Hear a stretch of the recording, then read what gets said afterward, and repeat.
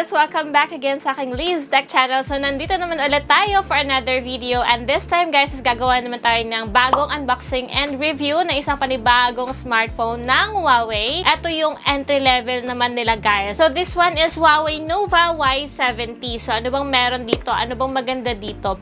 Well, actually, yung design niya, guys, para magkamukha lang sila ng Nova 9 SE.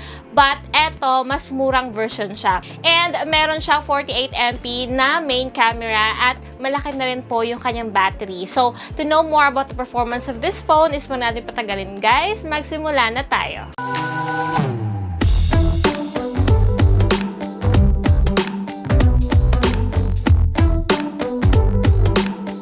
And by the way, bago tayo magsimula, I would like to say that this video is brought to you by Ugreen. Ang Ugreen brand, guys, is nakilala sa pagpuproduce ng mga USB hardware katulad ng cables and AC adapters. Meron ding mga consumer electronics tulad ng audio equipment. At ngayon, guys, may bago na naman silang product which is itong kanilang Ugreen Nexode 65-watt charger. This one, guys, is very compact yet very efficient. Imagine, isang charger lang, guys, but you can charge more devices. It provides an enormous 65 watt of charging power. Kayang-kaya niyang punuin ng baterya na yung cellphone, tablet, or even laptop sa isang charger lang. Napakabilis din po niyang i-charge, guys. In fact, it charges your MacBook Pro 13 2020 from 0 to 100% in less than 2 hours. Ganun po siya kabilis, guys, mag-charge. And not only that, kasi compact nga lang siya, so perfect tong dalhin sa mga travels nyo. Lalo na ngayong vacation na. So, ayan, perfect na perfect. Maliit lang siya at madami ng devices ang may charge mo. It also protects devices from heat damage kasi it will adjust the power output. Very efficient siya and very compact lang po siya. So, if you want to purchase this Nexode 65-watt charger, puntahan nyo aking description box. Ibibigay ko lahat ng mga links doon para easy na lang sa inyo.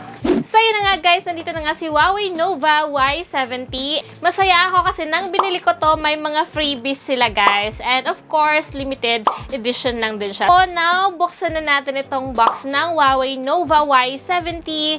And there you go, guys. As you can see, bubungad agad ang unit. But set aside muna natin doon sa other accessories. So, yan, yung free lang po niya is clear case lang. And meron siyang USB Type-C cable. And of course, itong kanyang charger. So, wala na pong ibang laman. So, let's go on na directly sa unit. Ayan, so excited na akong tingnan. Buksan na natin. The color that I have is crystal blue. Meron silang midnight black. And ayan na, guys, as we take off the cover, makita nyo ang ganda po ng back design nitong panibagong Huawei NOVA Y70. And kamukha nga talaga niya yung Huawei Nova 9 SE. Glossy itong kanyang back at kapag natamaan siya ng light, guys, is mas gumaganda siya. So, ayun na nga lang, no, itong back cover niya is prone siya sa mga fingerprints. Ayan. So, madali lang talaga siyang madugyot, guys. So, kailangan linisin from time to time. And, ayan. Ito yung camera module niya. May 3 cameras siya. Yung main camera nga niya is 48MP at may LED flash din siya. So, here, guys, sa gilid, sa right side, nakalagay ang fingerprint scanner. So, maganda kasi nandito na rin, no? Hindi na siya sagabal at madali na lang siyang i-unlock. So far, guys, ang napansin ko dito kay Huawei NOVA Y70, magaan lang siya and okay, maganda din yung kanyang design ngayon. So, now, tingnan natin yung kanyang display mismo kung maganda rin ba. So, i-turn on na natin. So, ayan, guys, as we turn on the unit, makikita nyo agad ang display ni Huawei Y70. So, mapapansin nyo, lutang din naman yung display niya. Very smooth lang po yung kanyang screen din, guys. Ayan. And meron din siyang sarili niyang, of course, App Store or App Gallery na pwede kayong mag-install ng mga apps na gusto nyo kahit wala po siyang Google services. So, ayan, guys, na may isa kasi malaki-laki na yung display ni Huawei Y70. In fact, meron siyang 6.75 inches. IPS LCD po yung kanyang screen. And maganda dito is EMUI 12 na rin siya. And of course, meron siyang 4GB na RAM and 128GB naman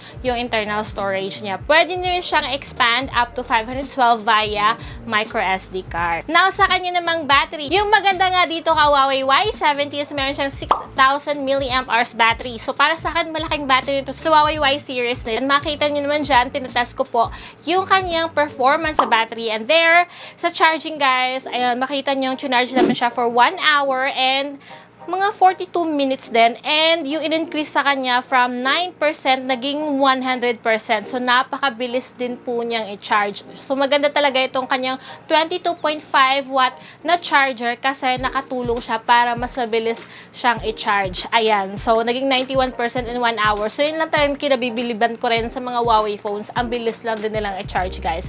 And there, ipapakita ko rin sa inyo yung draining test naman. So, from 100%, ayan, naglaro kami ng Mobile Legends for 1 hour as usual na ginagawa ko. And there, guys, ang kinuha lang sa kanya is 4%. Imagine that 1 hour ko na siyang pinaglaruan ng Mobile Legends, pero 4% lang yung kinuha sa kanya. So, the best din itong kanyang battery consumption. So, masasabi ko, guys, kung sa charging at sa battery consumption lang, the best po yung experience ko dito.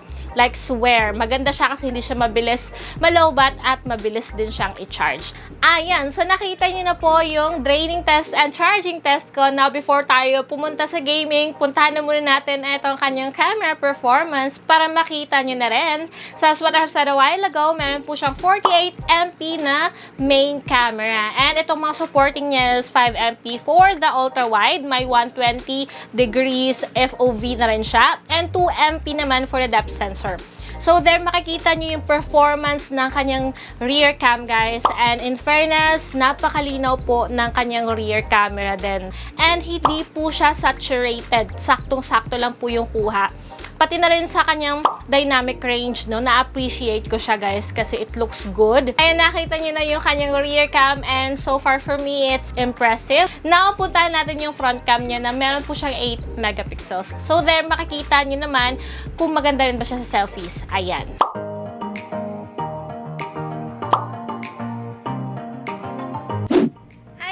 And ito na yung front camera performance sa Huawei Y70. And there makikita nyo na it is quite good naman. Although hindi talaga siya ganun ka-impressive. Pero malinaw din naman. Well, of course, kasi may backup light tayo at saka gabi na ngayon. So, try natin na walang backup light kung maganda pa rin ba siya.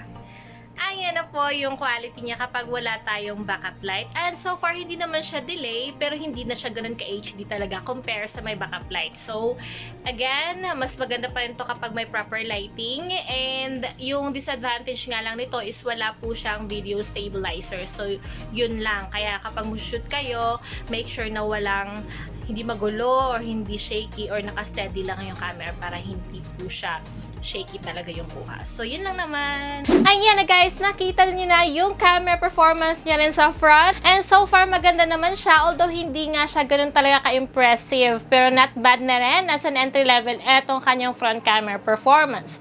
So, ayan, guys. Nakita niyo na yung front camera and rear camera performance niya. I-comment niyo below kung nagustuhan niyo ba yung camera niya. Puntahan na natin agad-agad ngayon ang kanya namang gaming performance. So, there, guys. Tinest namin siya sa Mobile Legends. And makikita niyo dyan na kaya po niya yung high frame rate and high graphic setting. And kung mapapansin niyo, guys, yung gaming performance is very good, very smooth. Maganda rin naman yung graphic niya.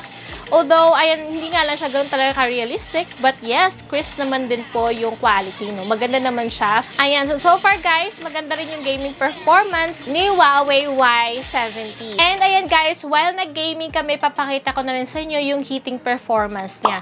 So there, from 31 degrees Celsius, ayan, naglaro kami ng Mobile Legends for 1 hour. And guys, yung increase niya lang po is 3 degrees lang. So, naging 34 degrees Celsius lang din siya. So, maganda rin po yung kanyang heating or temperature kasi nasusuppress niyo po yung init kahit pa high resolution na po na game yung pinaglalaroan niyo. So, ayan, good na good rin po yung kanyang heating performance. So, ayun na nga, guys. Tapos na natin siyang tinest and nasa inyo pa rin yan kung ano yung masasabi nyo sa phone na to. Basta for me naman, sa halaga niyang 9,990 na meron ka ng malaking battery, fast charging, matagal malowbat, magandang rear cam, para sa akin okay naman din. Although, yun na nga lang yung downside nito is yung back niya, no, madali nga siyang madugyot.